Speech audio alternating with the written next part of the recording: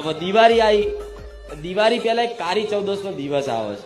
એ કાળી ચૌદસ ના દિવસે કઈ ના કરો ને, તમારા ઘેર તમારું 84 ખાતું પૂજાતું હોય કે ના હોય, તમે જાણતા હોય કે ના હોય, પણ એને ઘરની બહાર 2 અગરબત્તી કરી અને બજારમાંથી હારી એવી મીઠાઈ ને ચવાણું લાવી અને આંખો બંધ કરીને કહેજો કે માં, અમારી 84 ખાતાની માતા કોણ છે એ ખબર નહીં, પણ અમે તો ખાલી મહાકાળી અને ચામુંડા જ પૂજીએ છીએ, પણ અમારી 84 ખાતાની માતા હોય તો આટલો વ્યવહાર આલીએ છીએ.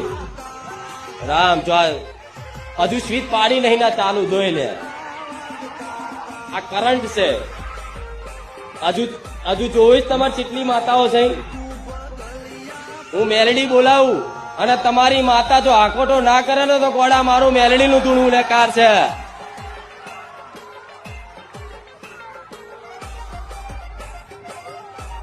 જોયો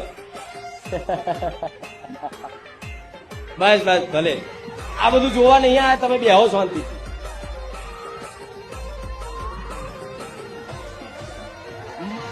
ઓધરો વ્યવહાર આલજો.